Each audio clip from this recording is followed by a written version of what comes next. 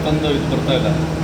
No load ಕಂಡೀಷನ್ಲಿ 3 to 4 hours ನಾವು record, ನಿಮ್ಮ ಹತ್ರ ರೆಕಾರ್ಡಿಂಗ್ ಇದೆ ಅಲ್ವಾ, ಅದನ್ನು ತೋರಿಸಿ. 413ಇಂದ 417, 80ವರೆಗೂ ವೇರಿ ಬರ್ತಾ ಇದೆ. ನಾವು ಮಿನಿಮಮ್ ಮ್ಯಾಕ್ಸಿಮಮ್ ಮಾತ್ರ ಹೇಳ್ತಾ ಇರೋದು. ಸೊ ಇದು 2-3 hours ನಿಮಗೆ ಹೀಗೆ ರನ್ನಿಂಗಲ್ಲೇ ಬರ್ತಾ ಇರೋದು. ಇಲ್ಲಿ ನೋಡಿ 415, 14, 13, 17, 16ವರೆಗೂ ಹೋಗುತ್ತೆ. ಈಗ ಲೋಡಲ್ಲಿದೆ ಸ್ವಲ್ಪ ಕಡಿಮೆ, ಬಟ್ ಅದು ಇದು ಕಂಟಿನ್ಯೂಸ್ ಆಗಿ ಸ್ಟಾರ್ಟ್ ಆಗಬಾರ್ದು. 415 415 ಇಷ್ಟೇ ಇರಲಿ. ಇಲ್ಲಿ 1, 2, 3ನಲ್ಲಿ ಸ್ವಲ್ಪ ವೇರಿ ಆಗಲಿ, ಅದು ತೊಂದರೆ ಇಲ್ಲ. ಇದು ನೋಡಿ, ಇದು ಕಂಟಿನ್ಯೂಸ್ ಆಗಿ 2 to 3 hours ಇದು ವೇರಿಯೇಷನ್ ಬರ್ತಾನೆ ಇದೆ.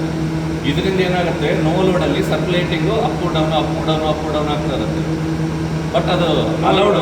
ನೋ ಲೋಡಲ್ಲಿ ಸರ್ಕ್ಯುಲೇಟಿಂಗು ಮಿನಿಮಮ್ಮಲ್ಲಿ ಇರಬೇಕು, ಇಲ್ಲ ಕಾನ್ಸ್ಟೆಂಟ್ ಒಂದು ಕಡೆ ನಿಂತ್ಕೋಬೇಕದು. ನಿಂತ್ಕೋತಾ ಇಲ್ಲ. 8ಇಂದ ಅಪ್ ಟು 40ವರೆಗೂ ಹೋಗುತ್ತೆ, ಮತ್ತೆ ಡೌನ್ ಆಗುತ್ತೆ.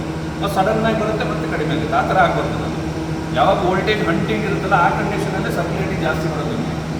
ಅರ್ಥ ಆಯ್ತಾ?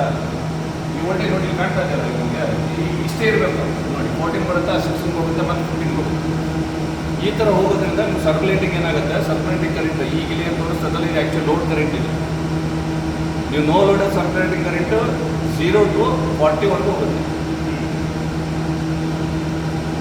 ಸಡನ್ನಾಗಿ ಈಗ 10 ಇರುತ್ತೆ, 8 ಇರುತ್ತೆ, 20, 30, 40 ಅಲ್ಲಿವರೆಗೂ ಹೋಗುತ್ತೆ, ಮತ್ತೆ ಡೌನ್ ಆಗುತ್ತೆ. 40 ಮೇಲೆ ಕ್ರಾಸ್ ಆಗ್ತಾ ಇಲ್ಲ. ಲಾಸ್ಟ್ ಟೈಮ್ ನೀವು ಬಂದಿದ್ರಾ ನಮ್ಮವ್ರು ಬಂದಾಗ 190ವರೆಗೂ ಹೋಗ್ತಾ ಇತ್ತು ಸರ್ಕ್ಯುಲೇಟಿಂಗ್.